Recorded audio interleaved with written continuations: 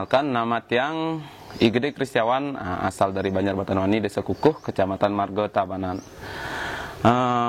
Saya biasa dipanggil Katos biasanya untuk seputaran Tabanan. Pertama kali saya ceritakan dari awal mula saya kenal Muay Thai dulu, atau dari basic memang dari kecil suka bela diri. Dan dari tahun 2016 saya mengenal Muay Thai di Muay Thai Kerobokan. Itu alamatnya di Kesambi Banjar Tengah Kerobokan, kalau nggak salah, belakang Balai Banjar. Dan itu pun saya belajar dulu Muay Thai masih paket niko, ya berbayar lah, sama-sama kayak bule niko. Belajarnya 1,5 tahun. Dan di tahun 2017 saya fight di Bali MMA Canggu, Jalan Padonan nomor 10. Itu fight-nya itu untuk 80 besar niko, di berat 65 kilo. Dan itu pun tidak ada yang tahu dari rumah, soalnya saya agak bilang paling benges. Balik pulang dalam keadaan babak belur, bilang jatuh aja. Yang kedua saya fight di Muay Thai Summer Fight dulu 2017 kalau nggak salah, di Juni. Dan setelah itu saya memutuskan untuk belajar Muay Thai lagi lebih giat, dan saya mau limpahkan ilmu saya ke Tabanan selaku kabupaten saya yang kota saya berasal sekarang ini. Dan saya dulu membuka Muay Thai di Tabanan ini kalau nggak salah Juli tahun 2017, tanggal 26 Juli. Saya masih ingat tuh. Awal mulanya saya ngambil murid di istilahnya di jalan-jalan saya undang coba ikut, dan lama-kelamaan semakin yang berminat. Istilahnya bukan dari kaum pemuda aja, dari kaum yang istilahnya udah umur di atas kepala 2 masih bisa ikut untuk kardio biasa. Dan resmi kita di Tabanan dulu 2018, tanggalnya saya rada-rada lupa, itu diresmikan, dan ketuanya sekarang berasal dari Belayu, sekaligus IPSI dulu silatnya. Dan sekarang saya sudah melatih di Tabanan kira-kira kurang lebih 2 tahun lah, hampir 3 tahun. Dengan istilahnya keadaan seadanya kita berjuang dari nol, dan juga sekarang saya sudah dapat sertifikat nasional. Dari tahun 2020 Februari saya sudah sertifikat nasional dari pengurus besar Muay Thai Indonesia. Dan juga saya dapat sertifikat Porprov 2019 sebagai trainer dari Tabanan, tanggal kalau nggak salah tanggal 5 sampai tanggal 9 itu Porprovnya, bulan September. Dan juga saya dapat tambahan sertifikat dari Kobi Indonesia, yaitu komunitas Muay Thai Indonesia juga, dari Muay Thai Institute juga, dari One Pride. Saat itu saya sertifikat di Daily Gym. Itu sih untuk profil saya, background saya di Muay Thai. Saya jelaskan sekarang Muay Thai itu apa. Muay Thai itu adalah tinju, Thai itu dari Thailand.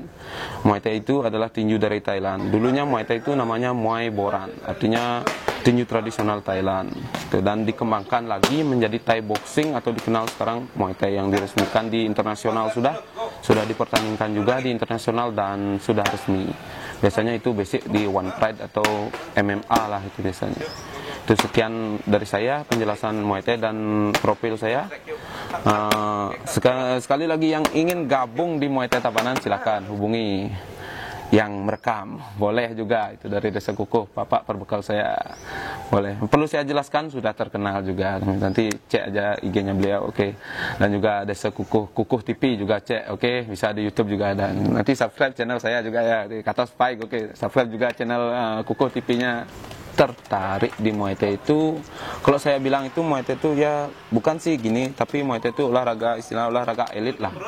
Soalnya banyak karena katanya itu Muay Thai itu real fight, istilahnya kita tuh menyerang kepala, benar-benar menyerang kepala, menggunakan siku atau elbow kita benar-benar menyerang, istilahnya posisi clean saling gelut itu bantingan kita benar-benar menyerang.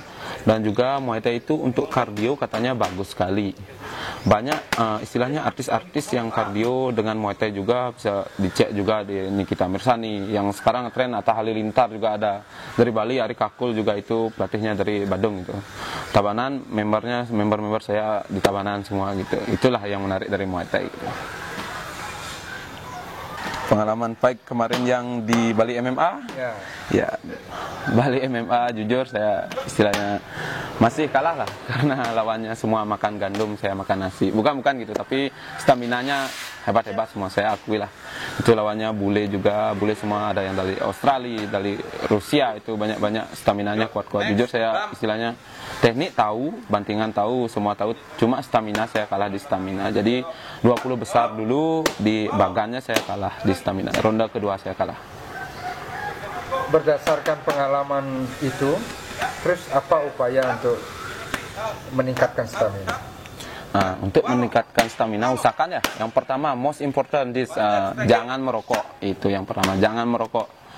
Minum, kurangin lah, jangan peminum. Untuk atlet semuanya jangan peminum sama jangan merokok. Itu stamina yang paling most important, itu sangat penting itu untuk Muay Thai. Dan juga sering-sering lah lari. Paling 2 kilo lah minimal, jangan banyak-banyak. Karena kita bukan pelari, kita petarung gitu. Istilahnya lari itu gunakan waktunya 2 kilo, habis itu push up, sit up.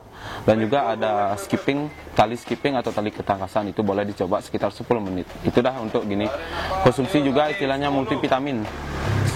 Jangan ambil yang vitamin over gitu, istilah multivitamin aja konsumsi.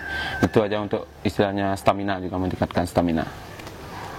Nah sekarang kan juga melatih privat, juga kaum hawa kan banyak yang tertarik untuk Muay Thai ini. Yang paling seru melatih mereka apa? Yang paling seru melatih mereka itu paling penting ya uangnya. Uangnya, soalnya ya member-member itu mereka berbayar. Jadi berbayar itu kita melatihnya istilahnya, untuk member itu kita melatihnya kardio aja, kardio biasa istilahnya. Jangan terlalu power diambil. Istilahnya mereka itu minta sesuai permintaan lah. Mereka ada yang minta pengen kurus lah, kita harus bisa mementor gitu. Beda dengan atlet. Untuk atlet khususnya di Tabanan yang pengen gabung silakan, saya tidak pungut biaya sepeser pun. Istilahnya mau latihan keras, saya dukung, saya siap untuk melatih kalian gitu. Saat melatih itu kan full kontak fisik. Pernah nggak sesekali kena kalau dari atlet mungkin sudah profesional, mungkin dari yang lain? Kalau saat padding lah, namanya padding tuh, saat padding tuh kena tuh ya 70% ke atas biasanya pasti kena. Istilahnya atlet tuh kita masih latih dia tuh istilah pasti ada yang meleset sedikit, masih lah bisa menghindar. Kalau untuk member biasanya kontak fisik tuh ya bagian bawah lah, udah tahu lah biasanya tuh.